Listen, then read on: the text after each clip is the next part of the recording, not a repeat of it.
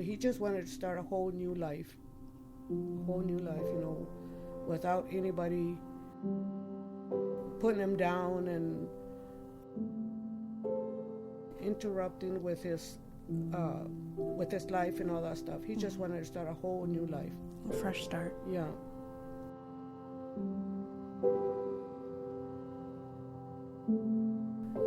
Do you think that someone killed him?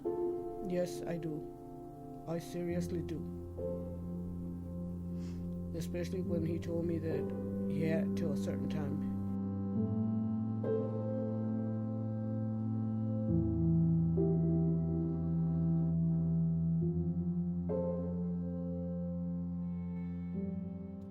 This is The Vault. I'm Trisha Turinskas. I'm an investigative reporter for Forum News Service.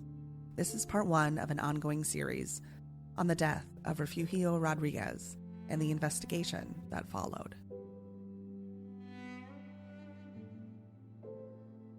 On the morning of September 20th, 2020, Refugio Rodriguez was reported hanging from a tree on a popular walking path in the rural Minnesota city of Montevideo. He was discovered by a local resident out for a morning stroll with his dog.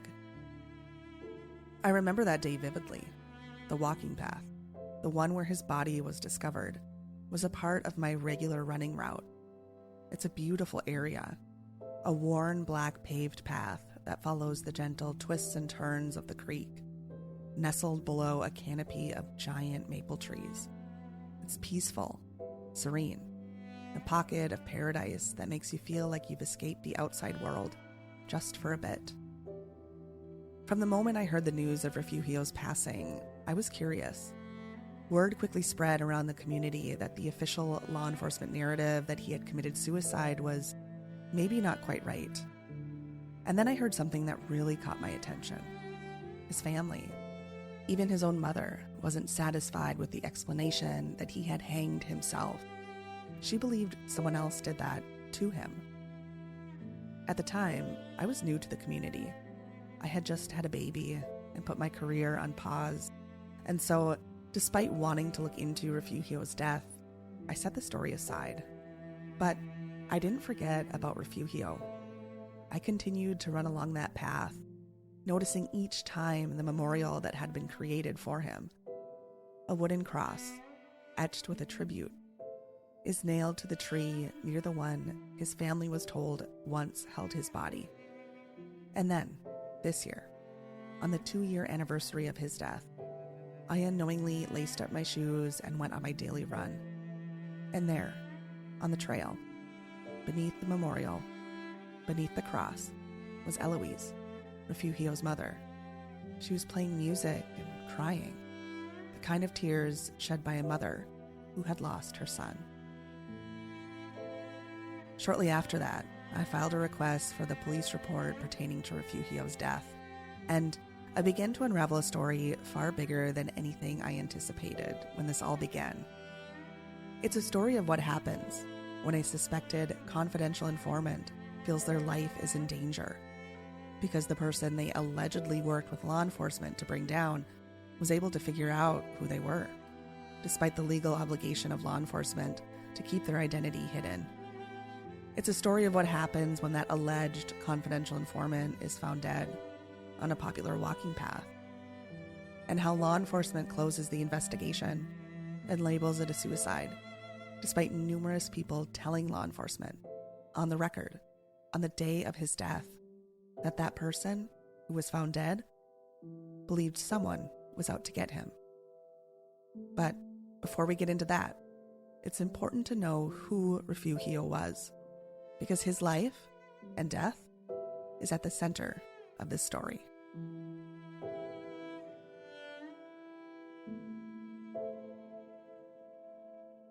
Refugio was 36 years old when he died. He struggled with drugs, but like anyone, there was so much more to him than his struggles. He was a friend, a brother, a son, an uncle. He was loved, and he loved.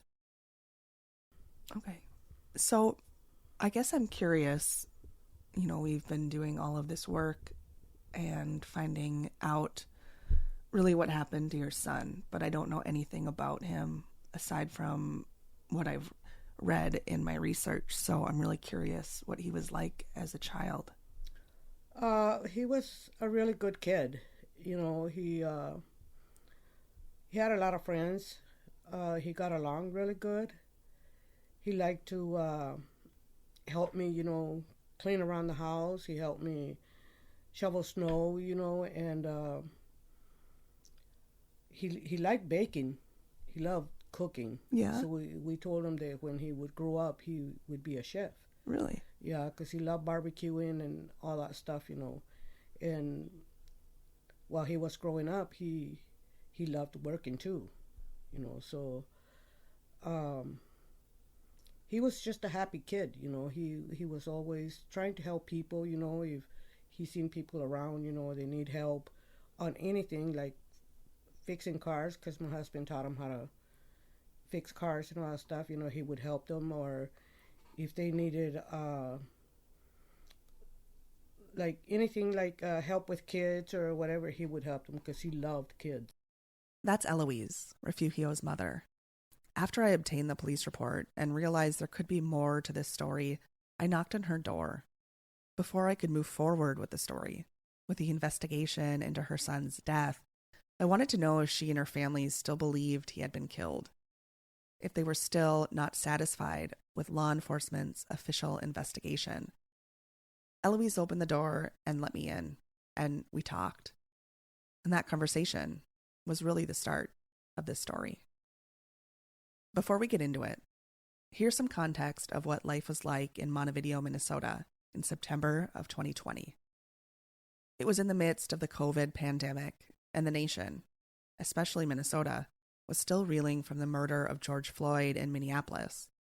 The world felt unsettling. Montevideo is located roughly 2 hours from Minneapolis.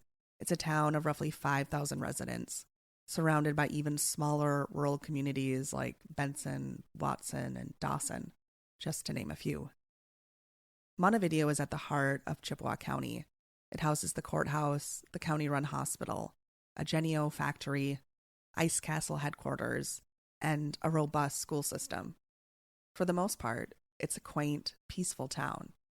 And that's why, on that Sunday morning, when Refugio's body was found, it sent shockwaves through the town.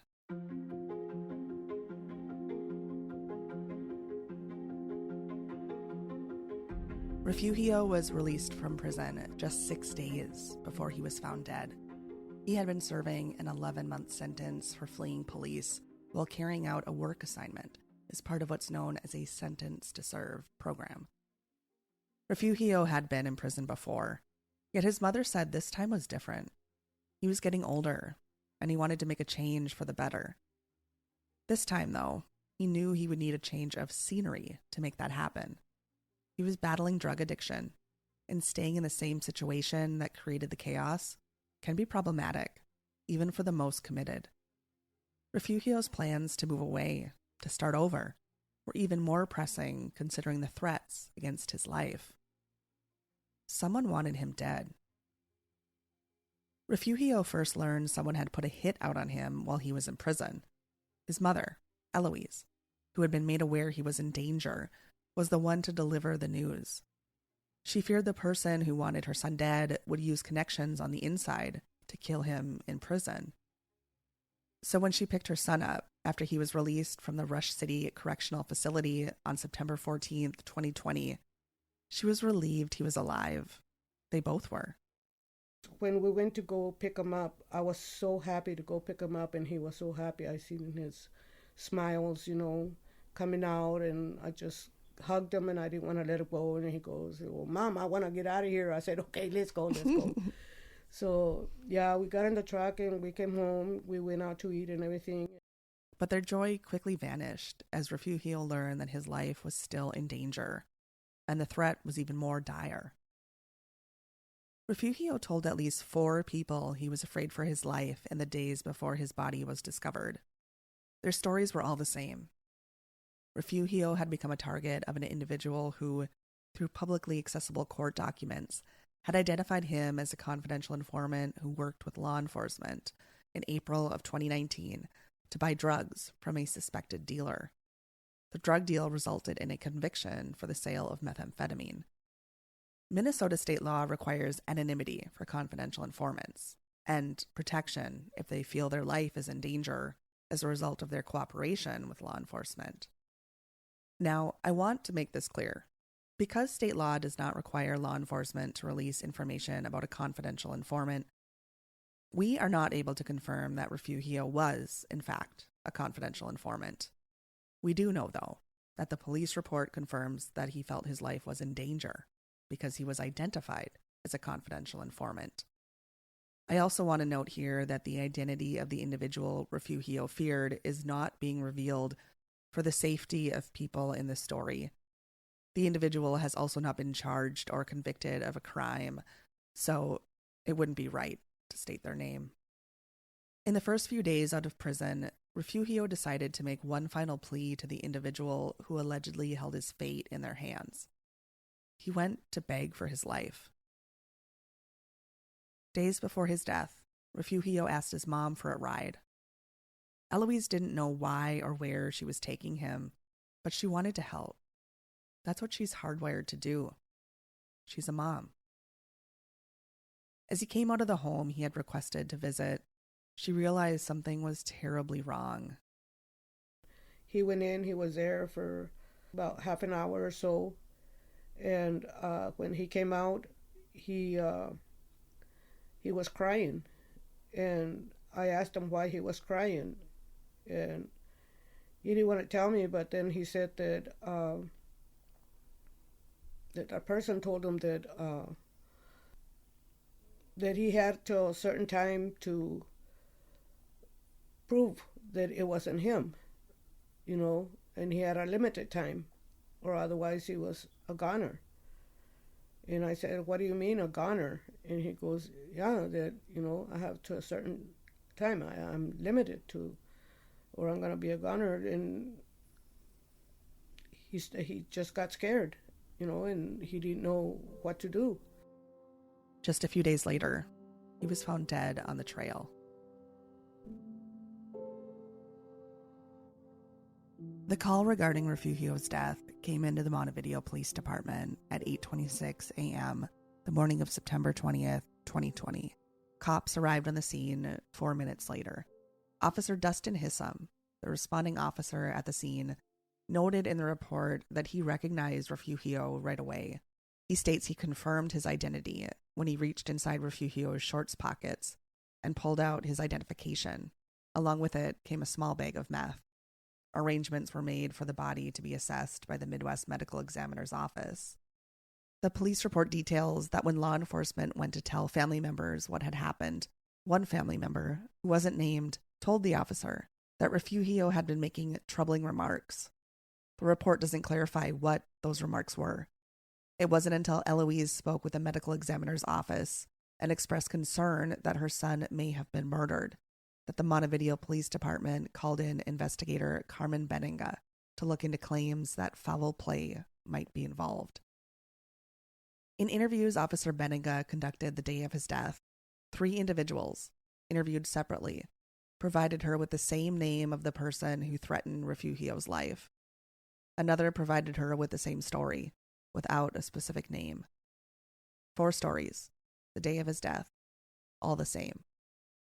More than one individual interviewed by Officer Benninga gave the names of 2 other people Refugio believed to be likely accomplices in the hit. Despite the corroborating stories among those interviewed, law enforcement did not attempt to make contact with the individuals Refugio said he feared. That's according to documents in the police report. We requested an interview with investigator Carmen Benninga about the case and her investigation, but we were directed to Montevideo Police Chief Ken Shuley. And so I went down to the Montevideo Police Department to meet him. He took me into a small room, what looked like an interrogation room, and we began the interview. Okay, so despite, being named in interviews that Carmen conducted, there doesn't appear to be any effort made to try and get a hold of or the 2 individuals that were named as accomplices. Okay. I guess my question really is, why? I couldn't answer that for you. So Carmen was the lead investigator on it. I don't know what her attempts were. I could say, as far as what always tries to stay out of the spotlight. I mean, typically law enforcement is for one reason or another. So I don't know as far as the other ones, if their names came up and it was reported to Carmen, I don't know why there wouldn't have been follow-up with it. I do know from the case it was just a spiral of chasing many rabbits down a hole, and everything was unfounded, and we kept going back to the same thing as far as with the forensics. In the hours after police discovered Refugio's body, the responding officer collected cigarette butts found near his body for DNA testing. Later, a search warrant was obtained to access his cell phone. We found out that the police department did not test the cigarettes for DNA. The search warrant that was obtained to access Refugio's cell phone didn't go far either. Law enforcement chose not to access the cell phone, citing the phone's passcode as a barrier to get in. Police Chief Shuley said they chose not to take steps to access the cell phone because the cost to the department. He also referenced the Midwest Medical Examiner's Office final summary, which was completed exactly 1 month after Refugio's death. Shuley said his team closed the case after receiving the final report detailing the autopsy of Refugio's body and exhausting all leads. The official autopsy report by the Midwest Medical Examiner's Office indicated Refugio's body showed no defensive wounds. Based on the police department's details regarding the scene of the death and the autopsy findings, the medical examiner's office classified the cause of death as a suicide by hanging. This is what was written in the final summary. In consideration of the known circumstances surrounding this death and the examination of the body, the death is classified as suicide and ascribed to hanging. I want to point out something here, something important. Remember earlier when I noted that the responding officer wrote in the report that he had taken Refugio's wallet from his pocket and, along with it, a small bag of meth? The autopsy report paints a different picture. It states Refugio's belongings were scattered along the walking path. The medical examiner's final summary states that Refugio's wallet, bag of meth, cell phone, and cigarettes were found nearby. That's a big deal.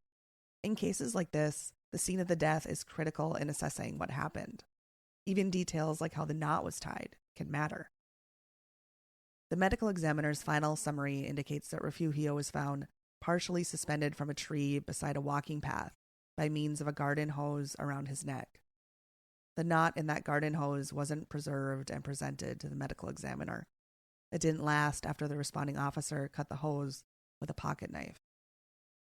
Refugio's family has had a copy of the autopsy report since the time it was released. All along, they believed his partial suspension from the tree indicated he had been hanging. That was, after all, the official narrative of the event. They only recently learned that he had, in fact, been discovered on his knees. I only recently learned that too. So, if I recall things correctly, Refugio was found basically kind of kneeling. Okay. So he wasn't hanging from a tree with space. You know what I mean? Between his feet and the ground, he was there wasn't space in between it. He was basically my understanding or my recollection on it was he's basically like on his knees.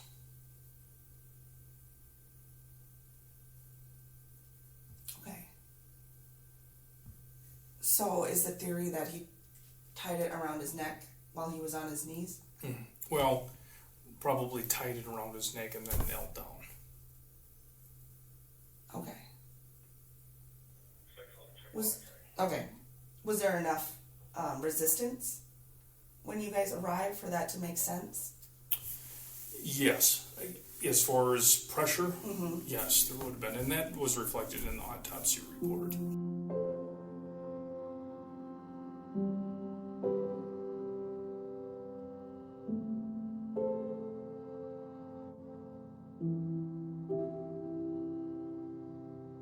This This is an ongoing story on the death of Refugio Rodriguez and the official investigation into his death by the Montevideo Police Department. If you know anything that could be valuable to this story, please reach out. I can be contacted through email at taurinskis@forumcom.com. That's TAURIN as in Nancy, SKAS at FORUMCOMM.com. For my original reporting on this story, please visit inforum.com. Just look for the Vault section.